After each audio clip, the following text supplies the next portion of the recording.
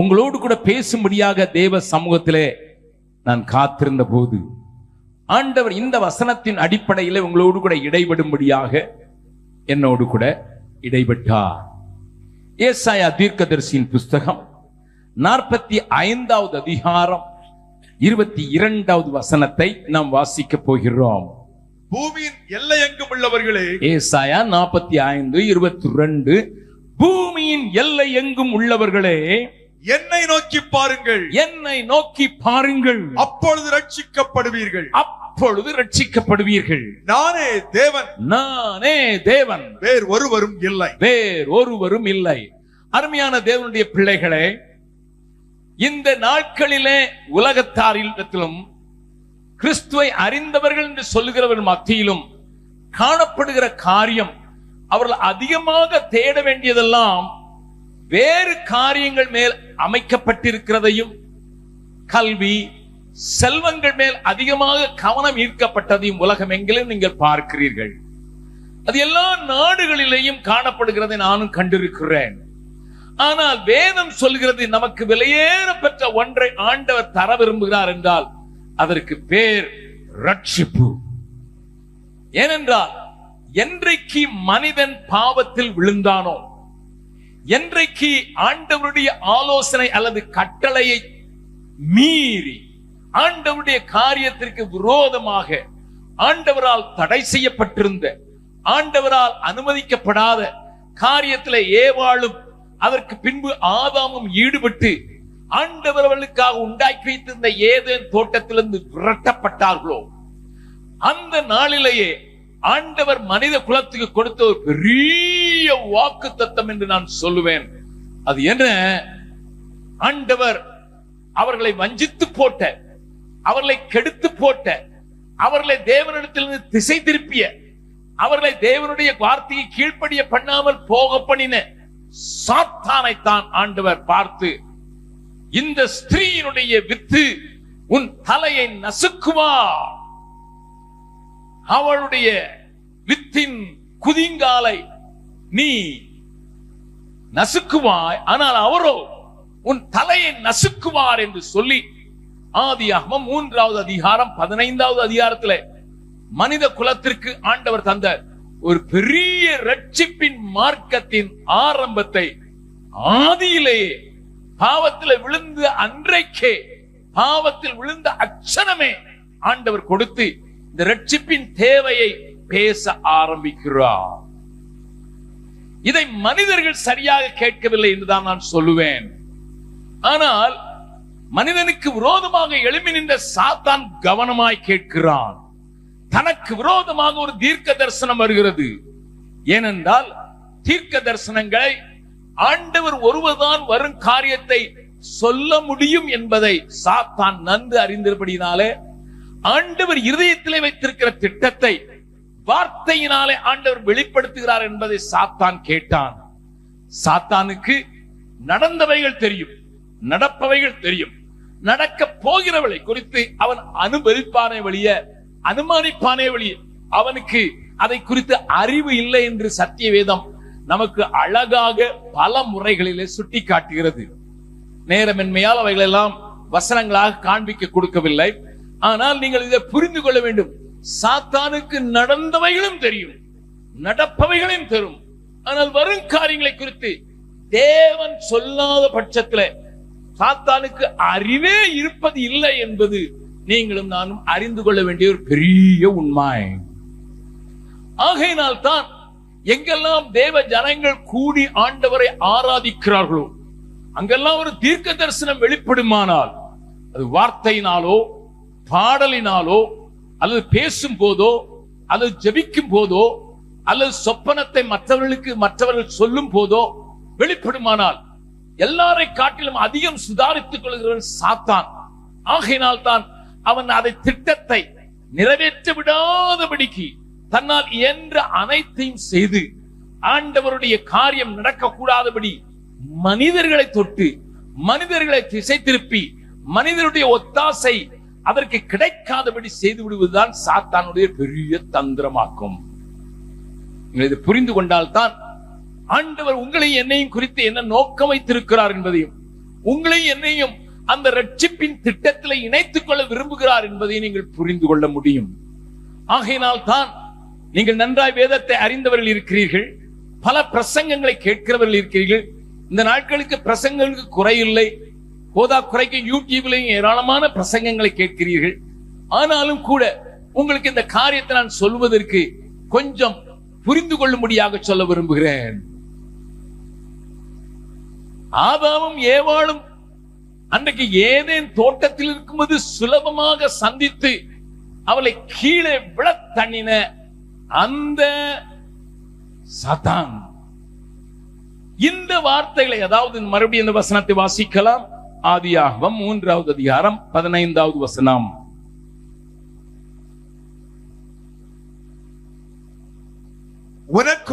உனக்கும் ஸ்திரீக்கும் உன் வித்துக்கும் அவள் வித்துக்கும் பகை உண்டாக்குவேன். அவர் உன் தலையை நசுக்குவார், நீ அவர் குதிகாலை நசுக்குவாய் என்றார். கர்த்தருடைய பரிசுத்த நாமத்துக்கு ஸ்தோத்திரம். இந்த வார்த்தைகள் வந்தபோது அவன் ஆதாமையும் ஏவாளையும் குறிவைப்பதை நிறுத்திவிட்டு, அவர்களை தாக்குவதை நிறுத்திவிட்டு, அவர்களை திசை திருப்பதை நிறுத்திவிட்டு, அவருடைய கற்பத்தின் கனியின் மேல் கண் வைக்கிறதை நீங்கள் பார்க்கலாம். ஆதாமும் ஏவாளும் கிட்டத்தட்ட மெத்துசலாவின் நாட்கள் வரை உயிரோடு இருந்தார்கள் என்பதை நீங்கள் பார்க்கலாம். அவளுக்கு கொடுக்கப்பட்ட ஆயுசு காலம் அத்தனை நீளமாக இருந்தபடியினாலே பல தலைமுறைகளை பார்க்கும்படியாக ஏனோக்கையெல்லாம் கடந்து மெத்துசலாவின் நாட்கள் வரைக்கும் ஆதாம் ஏவாளும் உயிரோடு இருந்தார்கள் என்று சத்திய வேதம் நமக்கு காண்பித்துக் கொடுக்கிறது. இத்தனை காலம் உயிரோடு இருந்த போதிலும் கூட சாத்தான் அதற்கு பிறகு ஏவாளிடத்துல போய் அவர்களை கெடுப்பதற்கோ அவர்களுக்கு காரியங்களை செய்வதற்கோ அவன் விரும்பவும் இல்லை, முயலவும் இல்லை. மாறாக அவர்களுக்கு குழந்தைகள் பிறந்த போது வருகிற தலைமுறையை தாக்கி, வருகிற தலைமுறையிலே அவனுக்கு யார் என்று தெரியாதனாலே 2 பேரையுமே தாக்குவதற்காகத்தான் காயினையும் ஆபேலையும் அவன் விழத் தள்ளுவதற்கான திட்டங்களை தீட்டி, காயினை எரிச்சல் உள்ளவனாக தேவன் விரும்பாத அல்லது தேவன் எதிர்பார்க்காத காரியத்தை செலுத்தி தேவனுடைய ஒரு சின்ன எதிர்பார்ப்பற்ற அசட்டைக்கு ஆளாக்கி அதன் மூலம் அவன் மன எரிச்சலாகி தன் சகோதரனை கொல்லுகிறதை பார்க்கிறோம். ஏனென்றால் ஆண்டவர் ஆபேலை ஏற்றுக்கொண்டார் என்று தெரிந்த போது ஆபேல் வழியாகத்தான் தன்னுடைய தலை நசுக்கப்பட போகிறது என்பதை புரிந்து கொண்ட சாத்தான் அவனை அழித்து விடுவதற்கு ஆரம்பத்திலேயே, அவருடைய வாழ்க்கை ஆரம்பிக்கும் போதே அவன் குறுக்கிட்டு வருங்கால சந்ததியின் மேலே நோக்கமாய் இருக்கிறான். இன்றைக்கும் ஆண்டவருடைய திட்டம் மத்தேயு எழுதின சுவிசேஷம் 24வது அதிகாரம் 14வது வசனத்தில் சொல்லப்பட்டிருக்கிறது போல, மத்தேயு 24:14 என்ன சொல்கிறது பாருங்கள். ராஜ்யத்தினுடைய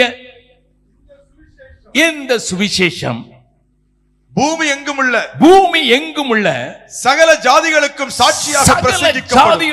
சாட்சியாக பிரசங்கிக்கப்படும். அப்பொழுது முடிவு வரும். இதுவும் இயேசுவினுடைய வாயிலிருந்து வந்தபோது தன்னுடைய ராஜ்யத்திற்கு முடிவு உண்டாக்குவதற்கு தேவன் வைத்திருக்கிற ஒரே திட்டம் அவருடைய இந்த வார்த்தைகள், இந்த ராஜ்யத்தின் சுவிசேஷம் உலகமெங்கும் பிரசங்க பண்ணப்படாதபடிக்கு அதை எப்படியெல்லாம் தடுத்து, அதை எப்படியெல்லாம் திசை மாற்றி ஜனங்கள் வெளியே மற்றவர்களுக்கு சுவிசேஷத்தை அறிவித்து விடக்கூடாது, ஜாதிகளுக்கு சுவிசேஷத்தை அறிவித்து விடக்கூடாது, அறியப்படாதவர்களுக்கு அறிவித்து விடக்கூடாது, தெரிந்து கொள்ளப்பட்டவர்கள் இருந்தாலும் அவர்களை தேடி யாரும் போய்விடக் கூடாது என்பதிலே கவனமாக இருந்து போகிறவர்களையும் தடுத்து போக பண்ணுகிறவர்களையும் கெடுத்து சபைகளுக்குள்ளேயே குழப்பத்தை உண்டாக்கி மிஸ்டரி ஊழியங்கள் என்கிற பெயரில் கொஞ்சத்தை செய்துவிட்டு நீ அமைதியாக இருந்து விடு என்று அவர்களையும் தடுத்து விடுகிறதை இன்றைக்கும் காண்பதற்கு காரணம், வரும் தலைமுறையினர்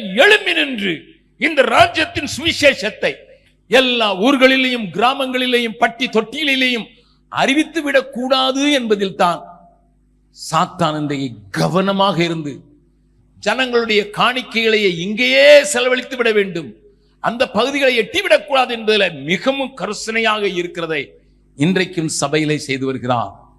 ஏனென்றால் இந்த ராஜ்யத்தினுடைய சுவிசேஷம் மனிதனுக்கு ரட்சிப்பை கொண்டு வர வல்லது என்பதை அறிந்து பாவத்தை தண்ணீரை போல குடிக்க வைத்து பாவத்தை வைத்துதான் தேவனையும் மனுஷனையும் பிரிக்க முடியும் என்பதை அறிந்தவனாக பாவத்திலிருந்து அவர்களை எழுந்துவிடக் கூடாதபடிக்கு, பாவ வாழ்க்கையிலிருந்து விடுதலை பெறக்கூடாதபடிக்கு மனு குலத்திற்கு விரோதமாக அவன் கிரியை செய்கிறான். கொஞ்சம் யோசித்து பாருங்கள். ஆகினால் தான் சத்திய வேதம் நமக்கு அழகாக சொல்கிறது. நம் கையில இருக்கிற வேத புஸ்தகம் ஒரு பெரிய காரியத்தை சொல்கிறது. வாசிக்கலாம். எபிரேயருக்கு நிருபம் 2வது அதிகாரம் 2வது வசனத்திலிருந்து வாசிக்கலாம். 2 to 4 வரை வாசிக்கலாம். ஏனெனில் தேவதூதர் மூலமாய் சொல்லப்பட்ட வசனத்திற்கு விரோதமான எந்த செய்கைக்கும் கீழ்ப்படியாமைக்கும் நீதியான தண்டனை வரத்தக்கதாக அவருடைய வசனம் உறுதிப்பட்டிருக்க முதலாவது கர்த்தர் மூலமாய் அறிவிக்கப்பட்டு பின்பு அவரிடத்தில் கேட்டவர்களாலே நமக்கு உறுதியாக்கப்பட்டதும் அடையாளங்களினாலும் அற்புதங்களினாலும் பலவிதமான பலத்த செய்கைகளினாலும் தம்முடைய சித்தத்தின்படி பகிர்ந்து கொடுத்த பரிசுத்த ஆவியின் வரங்களினாலும் தேவன் தாமே சாட்சி கொடுத்ததுமாயிருக்கிற இவ்வளவு பெரிதான ரட்சிப்பை குறித்து ஆவியானவர் எழுதி வைத்திருக்கிற வார்த்தைகள் பாருங்க. இவ்வளவு பெரிதான ரட்சிப்பை குறித்து நாம் கவலையற்றிருப்போமானால் தண்டனைக்கு எப்படி தப்பித்துக் கொள்ளுவோம்? In God's heart, the salvation is the most precious thing which he offers to the world. இந்த உலகத்திற்கு, மனித குலத்திற்கு தேவனுடைய பார்வையில விலை மதிப்பில்லாத ஒரு பொக்கிஷம் என்றால் அதற்கு வேதம் தருகிற பெயர்தான் ரட்சிப்பு அல்லது சால்வேஷன் என்று நீங்களும் நானும் அறிந்திருக்கிறோம். என்னை கேட்கிற அருமையானவர்களே, இந்த கூட்டத்தில் இருக்கிற எத்தனை பேர் நீங்கள் ஒழுங்காக ஆலயத்திற்கு வருகிறவர்களாயிருக்கலாம், ஒருவேளை வேதத்தையும் சுமந்ததையும் படிக்கிறவர்களாக இருக்கலாம், பாடல்களை படிக்கிறவர்களாக இருக்கலாம். ஆனால் உங்களை பார்த்து யாராயிலும் ஒருவர், ஐயா நீங்கள் ரட்சிக்கப்பட்டிருக்கிறீர்களா என்றால் என்ன சொல்வீர்கள் எனக்கு தெரியாது. காரியம், அநேக நேரங்களில் இந்த ரட்சிப்பை குறித்து நாம் சரியாக விளங்கிக் கொள்ளவில்லை என்றும், இந்த ரட்சிப்பினுடைய காரியங்களை நம்ம ஆழமாக புரிந்து கொள்ளவில்லை என்றும் நம்முடைய நடவடிக்கைகள் காண்பிக்கும். சிலர் சொல்வார்கள் நான் ரட்சிக்கப்பட்டு இருக்கிறேன் என்று. சிலருக்கு ரட்சிக்கப்பட்ட மாதிரி இருக்கு பிரதர், ஆனா அப்பப்ப மறந்துடுது, எப்படியோ இருக்குது. ஏன்னா வேதம் சொல்ற மாதிரி எனக்கு நடக்க முடியல. இப்ப நான் ரட்சிக்கப்பட்டிருக்கேனா இல்லையா, நேற்று ரட்சிக்கப்பட்ட மாதிரி இருந்துச்சு, இன்னைக்கு இல்லைங்கிற மாதிரி இருக்குது. இன்னைக்கு ராத்திரி வந்துட்டாருன்னா போவனா இல்லையான்னு எனக்கு தெரியல, போற மாதிரியும் இருக்குது. ஆனா என்னுடைய வசனத்தோடு கூட என்னுடைய வாழ்க்கையை கொஞ்சம் பார்த்தேன்னா போவனா இல்லையா எனக்கு கொஞ்சம் அப்படியே சந்தேகமா தான் இருக்குது. ஆனா நான் யாராவது கேட்டாங்கன்னா ரட்சிக்கப்படலன்னு சொன்னா அதுக்கு எதுக்கு கிறிஸ்தவங்களா இருக்குன்னு கேட்டக்கூடாதுங்கிறதுக்காக ஆமா ரட்சிக்கப்பட்டிருக்கேன் அப்படின்னு சொல்லிடுறேன் அப்படின்னு சொல்றவங்க கொஞ்சம் பேர் இருப்பீங்க. இன்னொருத்தர் சொல்லுவாங்க, ரட்சிப்பெல்லாம் யாரு கண்டது பிரதர், இந்த ஊர்ல இருக்கும்போது இங்க என்னெல்லாம் அனுபவிக்க கிடைக்குதோ அதெல்லாம் நான் அனுபவிச்சுக்கிட்டு இருந்தேன்னா பரலோகம் நரம்பு இங்கதான் பிரதர் இருக்குது. அதுக்கு போற அன்னைக்கு பாத்துக்கலாம், அது போற அன்னைக்கு எங்கேயாவது ஓரத்துல எங்கேயாவது இடம் இருக்காதா? இங்க இருக்கும்போது அனுபவி ராஜா, அனுபவி, எல்லாத்தையும் அனுபவிச்சுட்டு எல்லாத்தையும் அதற்குரிய காரியங்களை பார்த்து கொண்டு அதுலயே சந்தோஷமா இருந்து அதுலயே நிறைவா இருந்து, நான் அதுதான் ஆண்டவருடைய ஆசீர்வாதம் என் தலைமையில இருக்குதே, என் பிள்ளைங்க நல்லா படிக்கலையா, என்னுடைய சொம்பத்துல நல்லா பெருகலையா, என்னுடைய கையின் கிரியைகள் நல்லா பெருசாதான் ஆயிருக்குது, நான் ரட்சிக்கப்பட்டனா இல்லையாங்கிறதுக்கு இதுவே அடையாளம் இல்லையா என்று அதை சார்ந்த அடையாளங்களை உடையவர்களாகவும் சிலர் இருப்பதற்கு வாய்ப்பு உண்டு. நன்றாய் கவனிங்கள். எல்லா ஜனங்களும் ரட்சிக்கப்பட வேண்டும் என்று தேவனுடைய பெரிதான விருப்பம் என்று வேதம் சொல்கிறது. அந்த வசனத்தை வாசித்து விடலாம். 1 தீமோத்தேயு 2வது அதிகாரம் அங்கே நமக்கு தெளிவாக சொல்லப்பட்டிருக்கிறது. 4வது வசனத்துல எல்லா மனுஷரும் ரட்சிக்கப்படவும் சத்தியத்தை அறிகிற அறிவை அடையவும் அவர் சித்தமுள்ளவராயிருக்கிறார். It is the will of God. இது தேவனுடைய பெரிய சித்தம். எல்லா மனுஷரும் ரட்சிக்கப்பட வேண்டும். படித்தவர்கள், படியாதவர்கள், செல்வந்தர்கள், ஏழைகள், நன்றாக நிலையில இருக்கிறவர்கள், சாதாரண மக்கள், எல்லா விதத்திலும் எல்லாரும் ரட்சிக்கப்படும் என்பது தேவன் துடித்துக் கொண்டிருக்கிறார் என்றுதான் இந்த வசனத்தை நான் அர்த்தப்படுத்துகிறேன். அப்படி எல்லாரும் ரட்சிக்கப்பட வேண்டும் என்றால் அவரை பார்ப்பதற்கு ஆண்டவர் வைத்திருக்கிற மாதிரி பூமியில் உள்ளவர்கள் எல்லாரும் என்னை நோக்கி பாருங்கள் என்று சொல்கிறதற்கு அவர் உயர்த்தப்பட வேண்டும் என்கிற அவசியம் இருப்பதினால் தான். கவனியுங்கள், என் ஆண்டவரே சொன்னார், வாசிக்கலாம். யோவான் எழுதின சுவிசேஷம் 12வது அதிகாரம். யோவான் எழுதின சுவிசேஷம் 2வது அதிகாரம் 31வது வசனமும் 32வது வசனமும் 33வது வசனத்தை வாசிக்கலாம். இப்பொழுதே இந்த உலகத்துக்கு நியாய தீர்ப்பு உண்டாகிறது. இப்பொழுதே இந்த உலகத்தின் அதிபதி புறம்பாக தள்ளப்படுவான். உலகத்தின் அதிபதி புறம்பாக தள்ளப்படுவான். நான் பூமியில் இருந்து உயர்த்தப்பட்டிருக்கும் போது எல்லாரையும் என்னிடத்தில் இழுத்துக் கொள்ளுவேன் என்றார். தாம் இன்னவிதமான மரணமாய் மரிக்கப் போகிறார் என்பதை குறிக்கும்படி இப்படி சொன்னார். கர்த்தருடைய பரிசுத்த நாமம் ஸ்தோத்திரம். இந்த நாட்களிலே, இந்த தவ காலத்திலே நீங்களும் நானும் இயேசு கிறிஸ்துவின் பாடுகளையும் மரணத்தையும் அதிகம் தியானிக்கிற நாட்கள். நாளை குருத்தோலை ஞாயிறு என்று பாடுபட்ட வாரம் என்றே அந்த வாரத்திற்கு பெயர் கொடுத்து அதை அனுசரிக்கிற நாம் ஒரு காரியத்தை அறிந்திருக்க வேண்டும். இயேசு சிலுவையில் அறையப்பட்டதனுடைய ஒரு மேன்மையான, மகிமையான, உன்னதமான நோக்கம் எல்லாரும் ரட்சிக்கப்பட வேண்டும். அதை பார்த்த பக்தன் இப்படி பாடுகிறான். உருகாயோ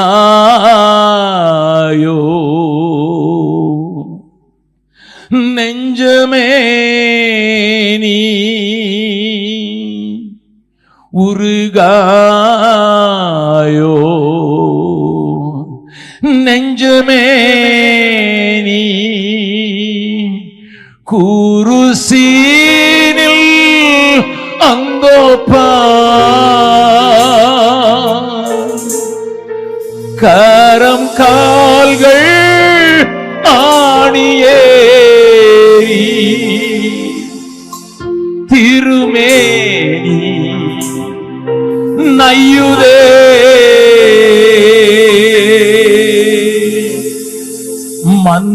மன்னுயிர்கா தன்னுயிரை மாய்க்க வந்த தெய்வம் பாரா, இந்நிலம் எல்லாம் புறக்க இனக்கூறு ஏறினார்.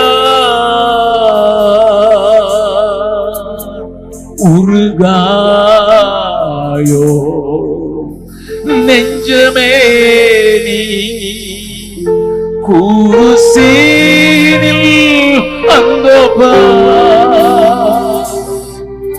கரம் கால்கள் ஆணியே திருமே நையுதே. இந்த காரியத்தை அடிப்படையாக கொண்டு ஒரு காரியத்தை நான் உங்களுக்கு சுட்டிக்காட்ட விரும்புகிறேன். நீங்கள் அறிந்திருக்க வாய்ப்புண்டு, ஆனால் ஞாபகப்படுத்த விரும்புகிறேன். மனிதன் உலகத்தில் தோன்றின நாட்களில் இருந்து, நீதி நியாயங்கள் செய்யப்படுகிற சட்டங்கள் எழுதப்பட்ட நாட்களில் இருந்து, ஒரு காரியம் அவனுக்கு மரண தண்டனை நியமிக்கப்படும் போது கொடுக்கப்பட்டதை நீங்கள் அறிந்திருக்கிறீர்கள். என்ன செய்வார்கள்? நேபாள தேசத்துல முந்தின நாட்களில் இப்படி மரண தண்டனை கொடுத்தார்கள். எப்படி தெரியுமா? ஒரு மரித்த மனிதனுடைய உடலை கண்டுபிடித்து மரண தண்டனைக்கு நியமிக்கப்பட்டவனோட முதுகோடு சேர்த்து கட்டி விடுவார்கள். அவன் அதை சுமந்து கொண்டே போகும்போது அந்த பிணத்திலிருந்து வருகிற புழுக்கள் அவனுடைய காதுகளிலே, கண்களிலே, வாய்களிலே நுழைய நுழைய ஒரு அருவருப்பு, ஒரு வெறுப்பு, ஒரு அலறல், ஒரு புலம்பலோடு கூட அவனுடைய சரீரம் அழுக ஆரம்பிக்கும். அப்படித்தான் மரண தண்டனை நிறைவேற்றிட்டு நேபாள தேசம். அதனுடைய சரித்திரத்தை நீங்கள் வாசித்தால் அதை படிப்பதற்கே நமக்கு மிகுந்த பயங்கரமாக இருக்கும். திபெத்தில் என்ன செய்வார்கள்? ஒரு குழியை தோண்டி போட்டு மரண தண்டனைக்கு நியமிக்கப்பட்ட மனுஷனை அதிலே தள்ளிவிட்டு ஏராளமான ரத்தம் சிந்துகிற அட்டைகளை உள்ளே தூக்கி போட்டு விடுவார்கள். அந்த அட்டைகள் என்னுடைய உடம்பில ஒட்டிக்கொள்ள, அதிலிருந்து வெளியே வரக்கூடாதவனாக, அவைகளை அகற்றவும் திராணியற்றவனாக, அவனுடைய ரத்தத்தை உறிஞ்சி உறிஞ்சி உறிஞ்சி உறிஞ்சி உறிஞ்சி அவனை சாகடிக்கும். புசிக்கவும் குடிக்கவும் ஒன்று தராமல் ரத்தத்தை இழந்து கொண்டிருக்கிற மனிதன் ஒரு நாளிலே எலும்பு தூண்டாக மாறி அங்கே இருப்பான். இதுதான் அன்றைக்கு திபெத்திலே நடந்தது. அதுதான் சாது சுந்தர் சிங் கிட்டத்தட்ட 150 வருஷங்களுக்கு முன்னதாக சாது சுந்தர் சிங் நாட்களிலே அவர் கண்டதை அவருடைய புஸ்தகத்தில் எழுதி வைத்திருக்கிறார். யூதர்களுக்கு வசனம் கொடுக்கப்பட்ட போது மரண தண்டனைக்கு நியமிக்கப்பட்டவனை நடுவிலே நிறுத்தி அவன் செய்த பாவத்தை ஒருவன் சாட்சியாக கூற, சிறியவர்களும் பெரியவர்களும் பெரிய பெரிய கல்லுகளை எடுத்து அவனுடைய உடைத்து அவர்களை அப்படித்தான் அந்த மரண தண்டனை நிறைவேற்றுவார்கள். அரபிய நாடுகளிலே இன்றைக்கும் இருப்பது போல, இன்றைக்கும் அடுத்தான் இருக்கிறது. மரண தண்டனைக்கு நியமிக்கப்பட்ட மனுஷனை அவனுடைய சிரச்சேதம் பண்ணுவார்கள், பட்டயத்தால் வெட்டி அவனை கொல்வார்கள். இது ரோம அரசாங்கமும் செய்தது என்று ரோம அரசாங்கத்தினுடைய வரலாறுகளை படிக்கும் போது நீங்கள் பார்க்க முடியும். பவுலை அப்படித்தான் அவர்கள் கொன்றார்கள் என்று சரித்திரம் நமக்கு சொல்கிறது. இப்படி பல நிலைகளிலே மரண தண்டனையை நிறைவேற்றினார்கள். நாட்கள் பெருகின போது அமெரிக்கா போன்ற நாடுகளிலே அந்த மனிதனை, மரண தண்டனைக்கு நியமிக்கப்பட்ட மனிதனை ஒரு எலக்ட்ரிக் சேர்ல வைத்து அங்கே அவன் மேலே மின்சாரத்தை பாய்த்து அவன் கருகி போகும்படியாக செய்து விடுவார்கள். இதுதான் சாதாரணமாக மனுஷர்கள் உண்டாக்கின முறை.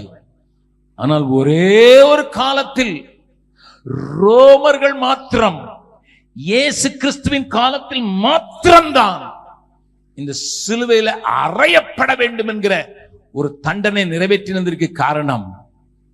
என் அருமையான சகோதரா, சகோதரி,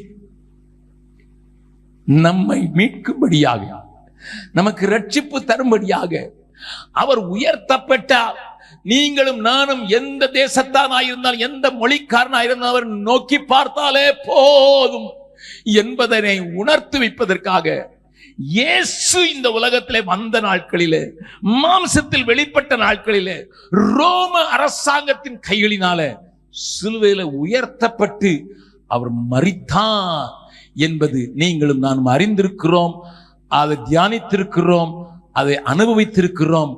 ஆகையினால் தான் அந்த சிலுவையின் மரணத்தின் மூலமாக தன்னுடைய சொந்த குமாரனை காட்சி பொருளாக இந்த உலகத்திலே காண்பிக்க வேண்டிய அவசியம் உண்டு.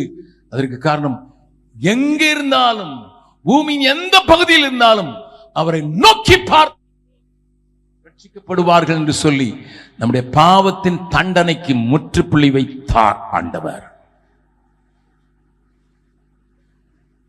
நான் அப்போ இயேசுவை விசுவாசிக்கும் போது எனக்கு என்ன நடக்கிறது?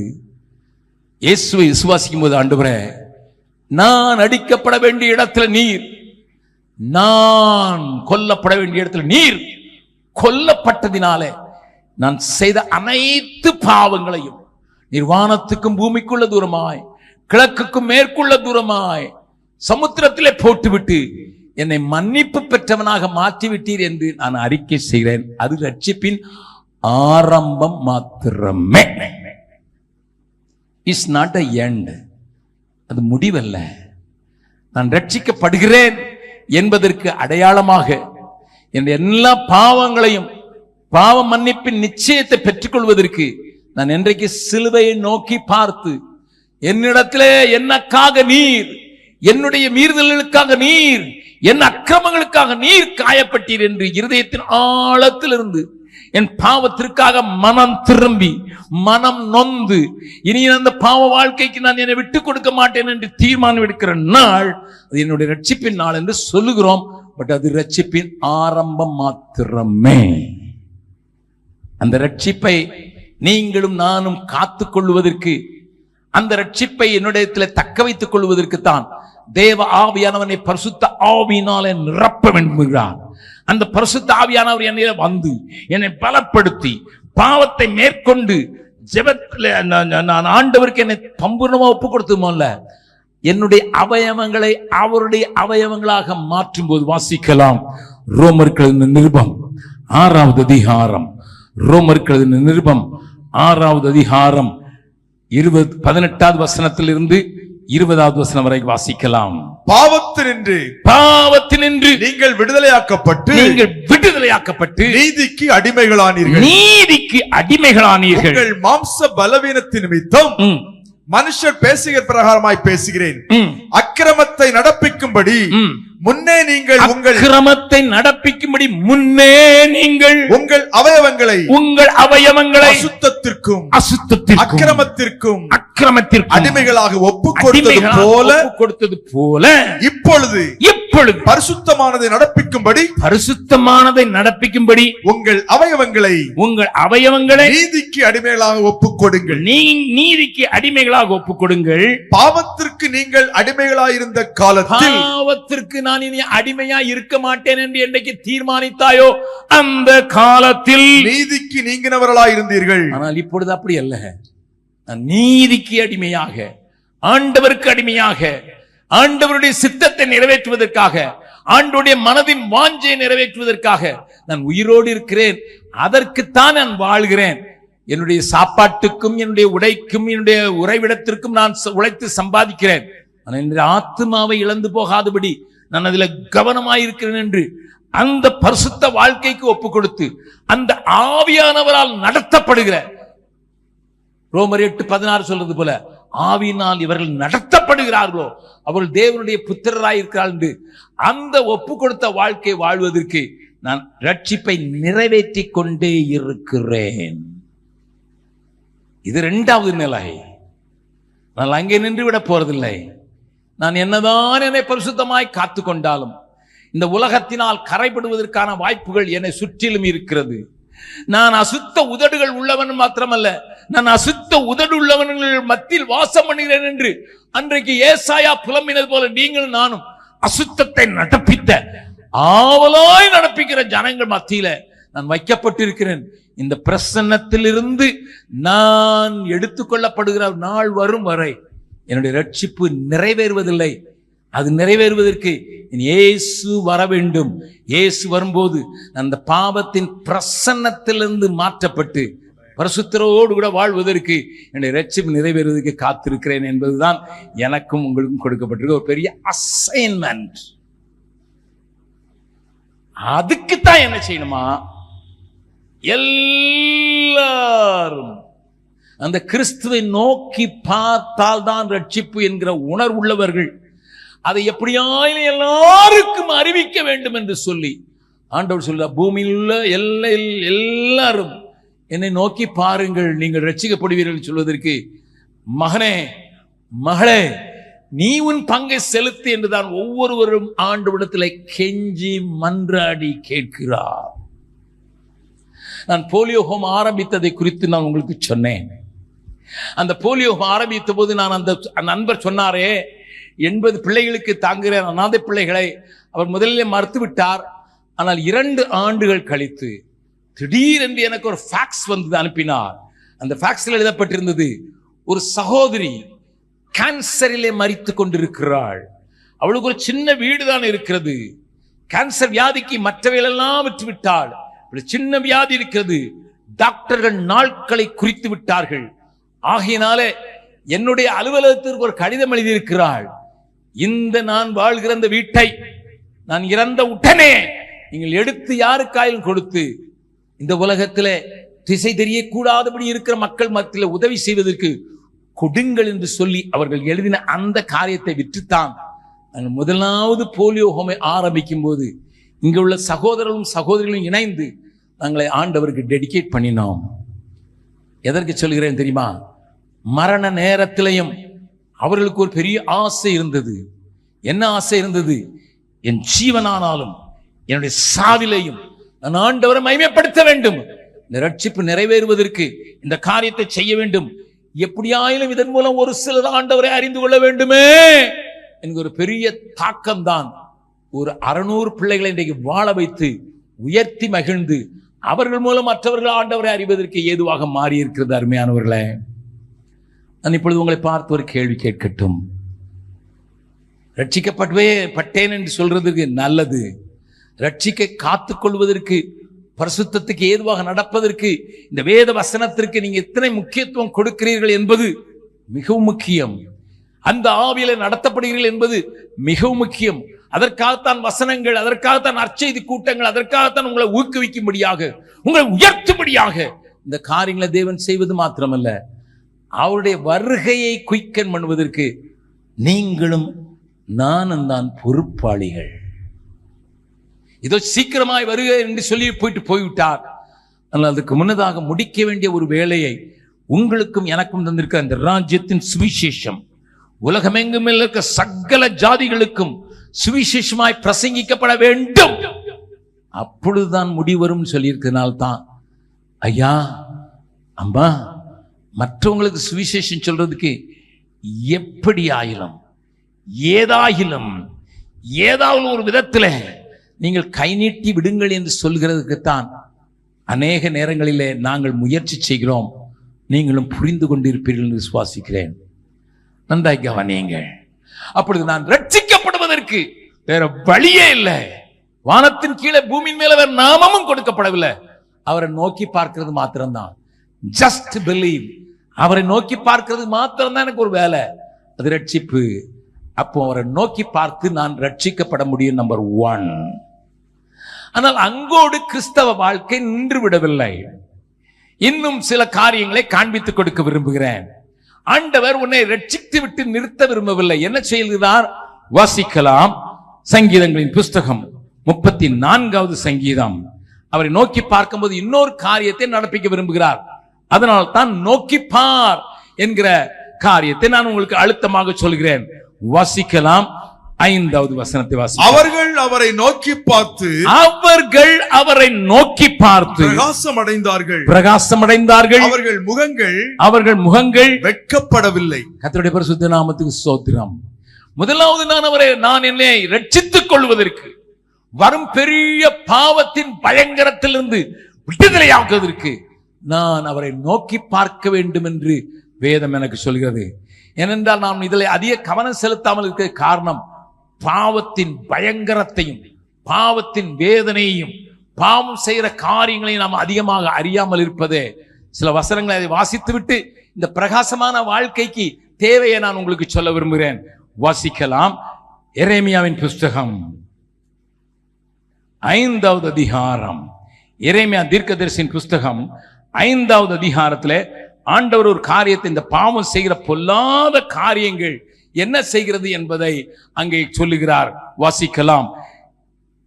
25வது வசனம். உங்கள் அக்கிரமங்கள் இவைகளை விலக்கி 24வது வசனத்தை வாசிக்க போறான். இவைகளை விலக்கி உங்கள் பாவங்கள் உங்களுக்கு நன்மையை வர ஒட்டாதிருக்கிறது. நன்றாய் கவனிங்கள் அருமையானவர்களே. தேவன் அழகாக தெளிவாக சொல்கிறார். ஏனையா எனக்கு நன்மை வரவில்லை என்று சொல்லுகிறாயா?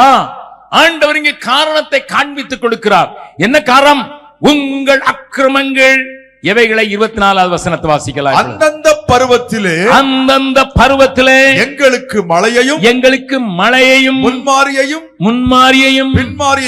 பின்மாரியையும் கொடுத்து அறுப்புக்கு நியமித்த வாரங்களை எங்களுக்கு தற்காக்கிற எங்கள் தேவனாகிய கர்த்தர். கர்த்தரை குறித்து என்ன எழுதி இருக்குது? அந்தந்த காலத்தில் மழையை, அந்தந்த காலத்தில் முன்மாரியை, அந்தந்த காலத்தில் பின்மாரியை, அறுப்பை கட்டளையிட வேண்டிய அந்த ஆசீர்வாதங்களின் ஊற்றாகிய அவர் தன்னை இப்படித்தான் அறிமுகப்படுத்தி, அது உனக்கு ஏன் கிடைக்கவில்லை தெரியுமா? உன்னை குறித்து வைத்திருக்கிற நோக்கத்தை நான் நிறைவேற்ற கூடாமல் இருக்க காரணம் என்ன தெரியுமா? உங்கள் அக்கிரமங்களே, இவைகளை நான் வைத்திருக்கிற நன்மைகளை விலக்கி உங்கள் பாவங்கள் உங்களுக்கு நன்மையை வர ஒட்டாது இருக்குது. நன்றை கவனிங்கள். எப்படி இருக்கிறது என்று கீழே எழுதியிருக்கிறது பாருங்கள். 27, 28 கூட வாசிக்கலாம். குருவிகளால் கூண்டு நிறைந்திருக்கிறது போல அவர்கள் வீடுகள் கபடங்களால் நிறைந்திருக்கிறது. ஆதலால் அவர்கள் பெருகி ஐஸ்வர்யவான்களாகிறார்கள். ஆமா, கபடங்களினால பெரிய ஐஸ்வர்யவான்களாகிறார்கள். கொழுத்து சளுக்கு பண்ணுகிறார்கள். துன்மார்க்கனுடைய செயல்களை கண்டிக்காமல் விடுகிறார்கள். திக்கற்றனுடைய வழக்கை விசாரியாமல் தாங்கள் மாத்திரம் வாழ்கிறார்கள். எளியவர்களின் நியாயத்தை தீரார்கள். நன்றாக கவனிங்கள் அருமையானவர்களே. இதற்கு உதவியாக யார் இருக்கிறார்களாம்? கீழே 20, 30, 31 வாசிக்கலாம். திகைத்து திடுக்கிடத்தக்க காரியம் தேசத்திலே நடந்து வருகிறது. ஆண்டவர் பார்த்து திகைத்து திடுக்கிடுகிறார் என்கிற காரியம் தேசத்திலே நடந்து வருகிறது. தீர்க்கதரிசிகள் கள்ள தீர்க்க தரிசனம் சொல்லுகிறார்கள். ஆசாரியர்கள் அவர்கள் மூலமாய் ஆளுகிறார்கள்.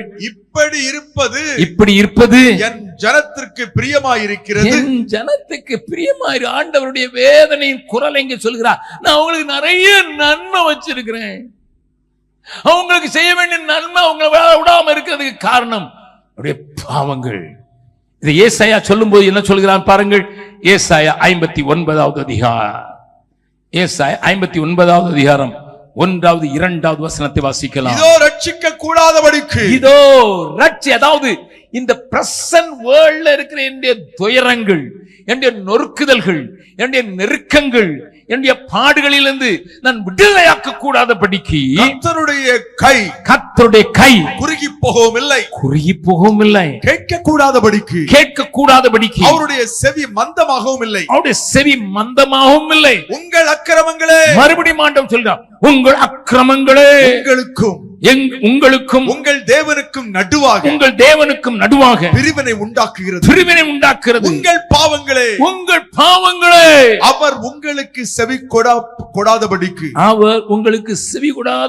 அவருடைய முகத்தை உங்களுக்கு மறைக்கிறது.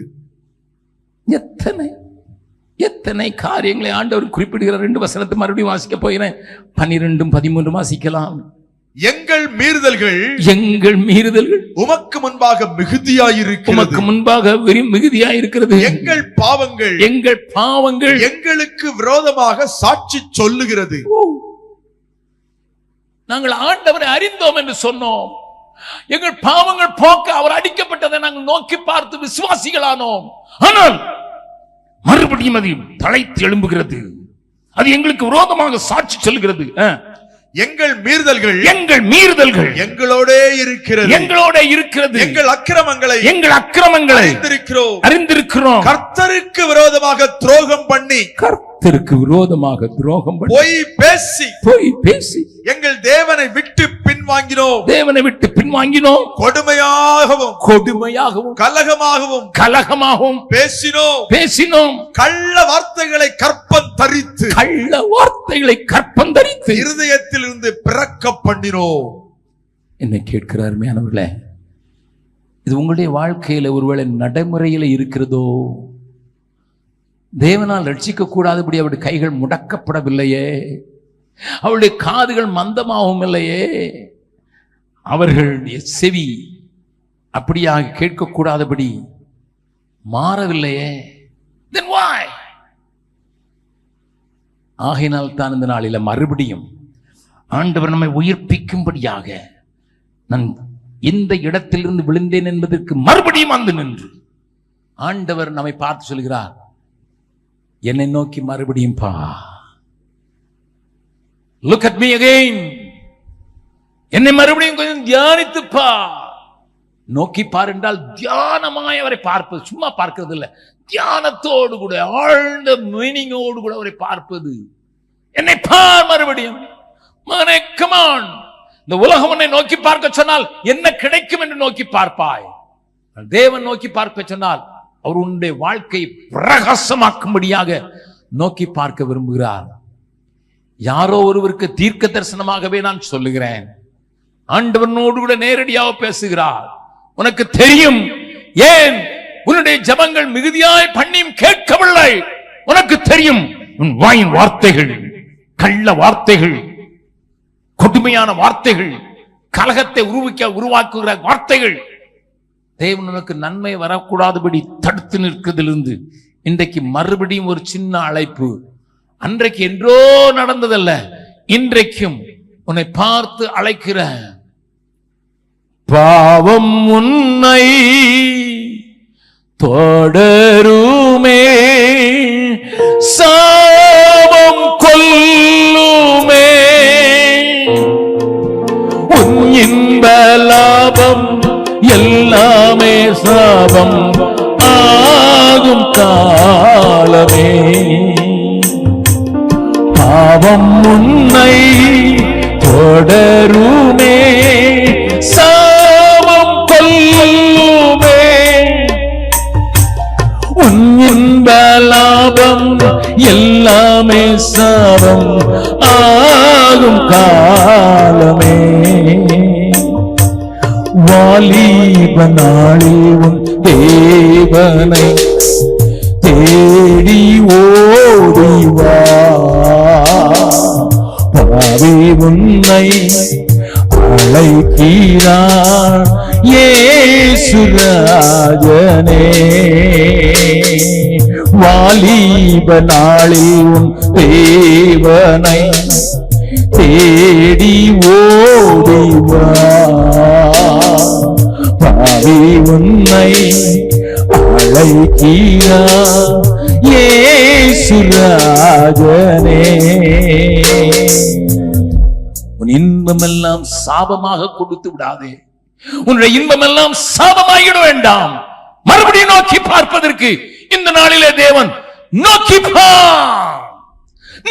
பார் என்று வாலிபனே, உன்னையும் என் அருமை தங்கச்சி, உன்னையும் நீ சின்ன வயதுல சண்டே ஸ்கூல்ல வீட்டுல போய் கூட முழங்கால் நின்று கண்ணீரோடு, இயேசுவே எனக்கு காட்சி தந்தீரே, சிலுவையில் அறையப்பட்டவரா காட்சி தந்தீர, உனக்கு நன்றி என்று சொல்லி ஜெபிச்ச நீ இப்ப கல்லூரிக்கு போன உடனே உன்னுடைய எண்ணங்கள் மாறி, உன்னுடைய வார்த்தைகளில் கள்ளமும் கபடமும் கலந்து, வீட்டில் இருக்கிறவர்களோட பொய்யை சொல்லி, வெளி உலகத்துக்கு ஒன்று உள் உலகத்துக்கு ஒன்று வாழ்ந்து உன்னையே ஏமாற்றி கொண்டு, ஆனால் பக்தியின் வேஷம் தரித்திருக்கிற உன்னை பார்த்து ஆண்டவர் டைரக்டா பேசுகிறார். Come on, once again look up. மறுபடியும் அவரை நோக்கிப்பார், மறுபடியும் அவரை நோக்கிப்பார். உன்னை உனக்காக வைத்திருக்க அனைத்து நன்மைகளையும் தந்து உன்னை பிரகாசிக்க பண்ணுவதற்கு இன்றைக்கும் உண்மையுள்ளவராக இருக்கிறார் என்று ஆண்டவரின் கையை பிடித்து சொல்கிறத என் ஆவியில உணர்கிறேன். God is speaking to you directly. அநேக தங்களுடைய வாழ்க்கையை தாங்கள் உண்டாக்கின வெளிச்சத்திலையும் தாங்கள் உண்டாக்கின தீவியிலேயும் அதை பற்றி வைத்துக் கொள்வதற்கு வாஞ்சித்து ஓடிக்கொண்டிருக்கிற நிலைமையில ஆண்டவர் சொல்றார், forget about those things, look at me, look unto me. என்ன பார்ப்பா, என்ன பார், அங்கே இங்கேயும் பார்க்கறதெல்லாம் விட்டுட்டு என்ன பார்டா, மறுபடியும் கெஞ்சி கேட்கிறேன்னு கையை பிடித்து கொண்டு நிற்கிற காட்சி எனக்கு என் ஆவியில இங்கிருந்து உணர்த்தப்படுறேன். God is holding some of your hands.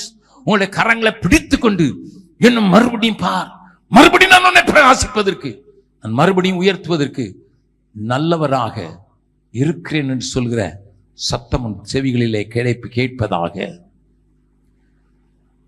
இன்னொரு மூன்றாவது காரியத்தையும் நான் உங்களுக்கு காண்பித்துக் கொடுக்க விட்டோம். வாசிக்கலாம். எபிரேயருக்கு எழுதின நிருபம் 12வது அதிகாரம்.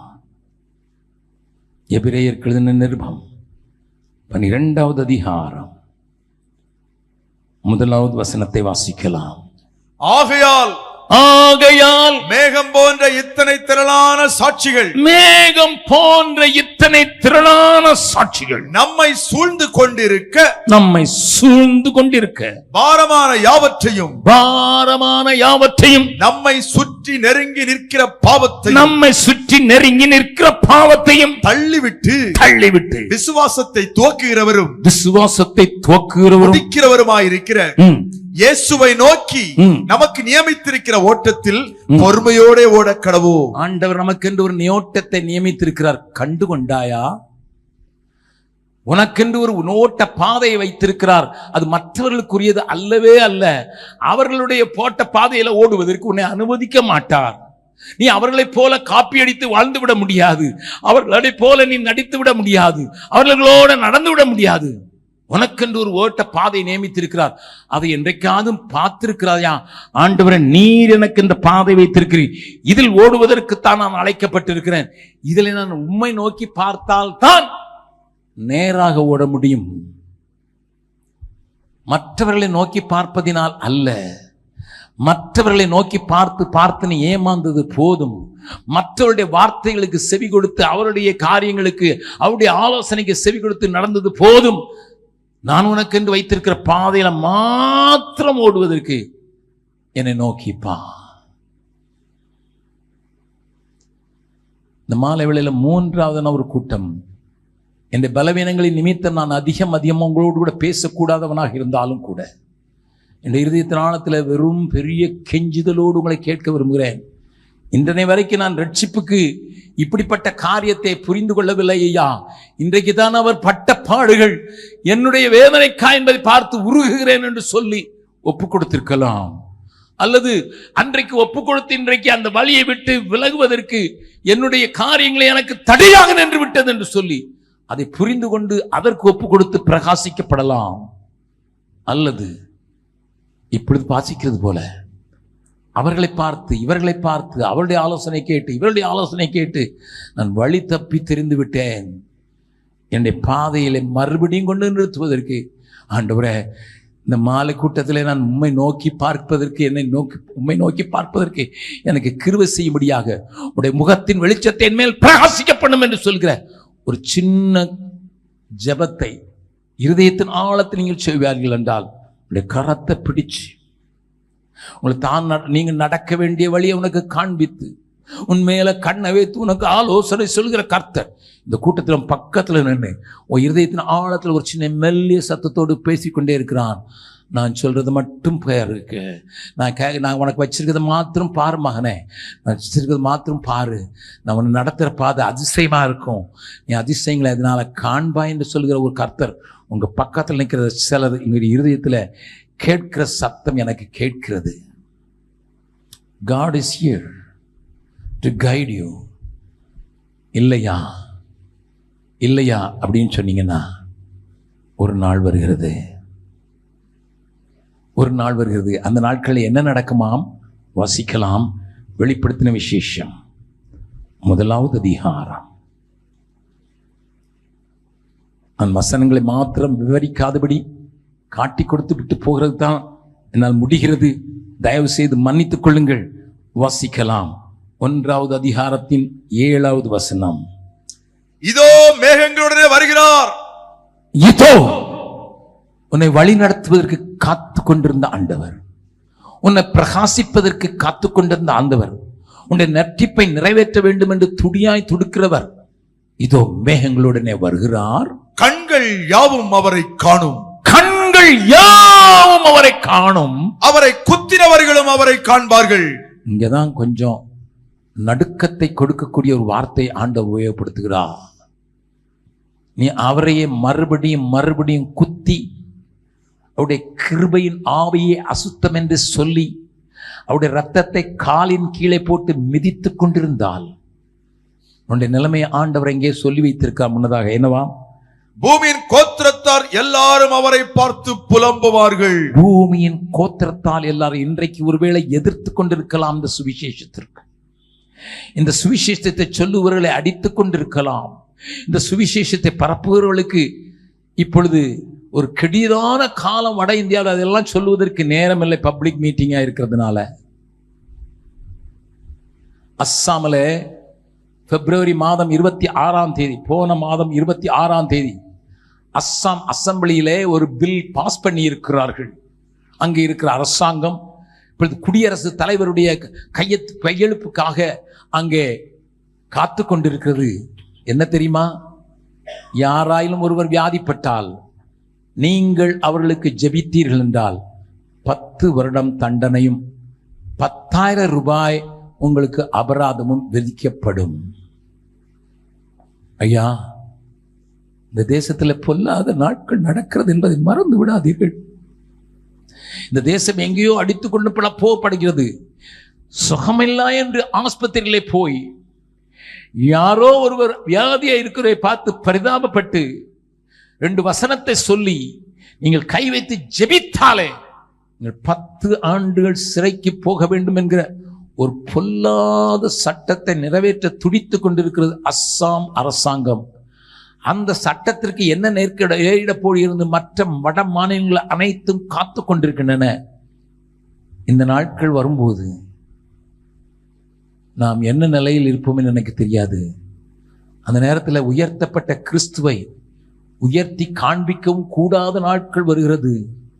அந்த உயர்த்தப்பட்ட கிறிஸ்துவை உயர்த்தி காண்பிக்க கூடாத நாட்களுக்கு முன்னதாக தனக்கு கொஞ்ச காலம் இருக்கிறது என்று அறிந்து ஓடி அலைந்து தன்னால் முடிந்த அனைத்தையும் செய்து கொண்டிருக்கிற சாத்தானுடைய ராஜ்யத்துக்கு முடிவு கட்டுவதற்கு அன்று உங்களைத்தான் நம்பியிருக்கிறார்.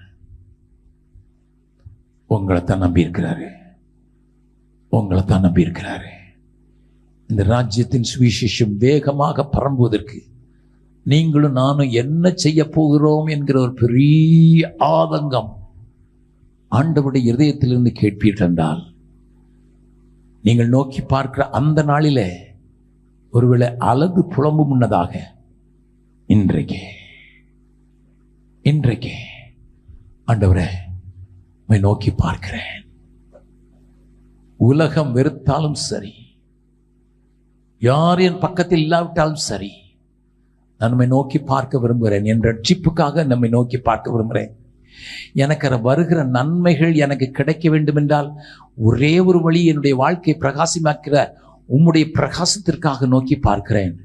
என் வாழ்க்கையிலே நான் தொடங்கினதை முடிக்க வேண்டும் என்றால் நான் உம்மை நோக்கி பார்த்தால்தான் நான் தொடங்கின ஓட்டம் சரியாக முடியும் என்று இயேசுவை நோக்கி பார்க்கிறேன் என்று சொல்லுகிறவர்களுக்காக நான் ஜெபிக்க விரும்புகிறேன். ஒருவேளை நீங்கள் சொல்லலாம், நீங்கள் சீக்கிரத்தில் முடிக்கிறீர்கள் என்று. I am so sorry about it. கடந்த 2 வாரங்களாக நான் இங்கே இருக்கிற போதகர் இடத்துல கூட சொன்னேன், ஐயா நான் வருவேனா என்கிறதை கொஞ்சம் யோசிக்க வேண்டி இருக்கிறது என்று கூட சொன்னேன். நாங்கள் ஜெபிக்கிறோம், நீங்கள் வருவீர்கள் என்று சொன்னார்கள். ஆனாலும் ஒரு பலவீனத்தலையாலும் என் பெயரை அச்சடித்திருக்கிறார்களே என்று சொல்லி நான் உங்கள் மத்தியில் வந்து ஆண்டவருடைய இருதயத்தில் போட்ட இந்த வசனங்களை எல்லாம் கோர்த்து நான் அதை இன்னும் கொஞ்சம் பெரிதான விளக்கமான செய்தியாய் உதாரணங்களோடு பேச விரும்பினாலும் கூட, ஆனால் சொல்ல வேண்டிய வாசனங்களை காண்பித்து கொடுத்திருக்கிறேன். இந்த ராத்திரி வேளையில தேவன் உங்கள் முன்னதாக நின்று என்னை மாத்திரம் நோக்கிப்பா. எல்லாரும் கண்களை மூடலாம். யாரும் கண்களை திறக்க வேண்டாம், யாரும் அசைய வேண்டாம். தேவன் உங்கள் முன்னால் நின்று கெஞ்சி கேட்கிறாரு. நீங்கள் இதயத்தின் ஆழத்திலிருந்து ஜெபமாக இந்த பாடலை பாடுவீர்களா?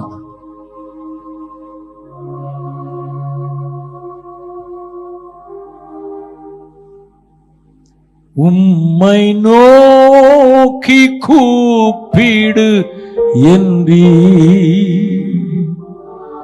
என்னல் இன்ப நேரத்திலும் என்னை நோக்கி கூப்பிடு என்றீ இன்னல் துன்ப நேரத்திலும் உமக்காக யாவும் சகிப்பே உமது பலனேந்திடும் உமக்காக யாவும் சகிப்பே உமது பலனேந்திடுமே திருப்பாதம் நம்பி வந்தே கிருபை நீரை இயேசுவே தாமதங்களை கண்டடைந்தே தேவ சமூகத்திலே தாமதங்களை கண்டடைந்தே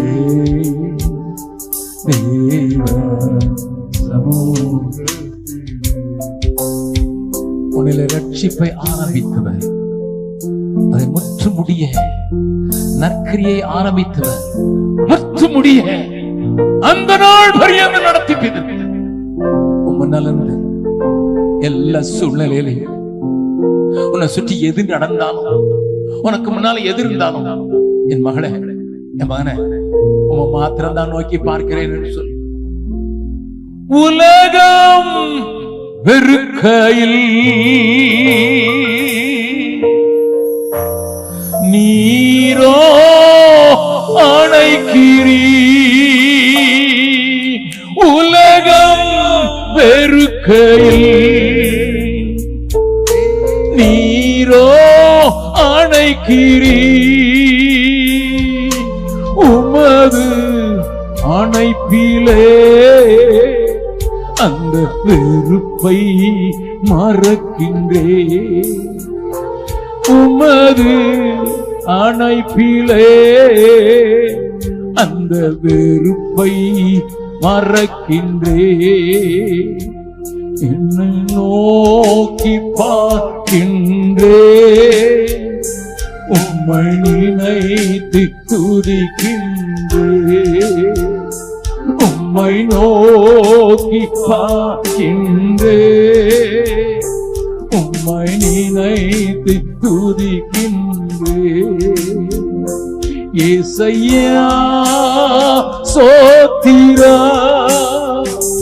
ஏசையா சோத்திரா ஏசையா சோத்திரா ஏசையா சோத்திரம் ஏசையா சோத்திரம் ஏசையா சோத்திரம்.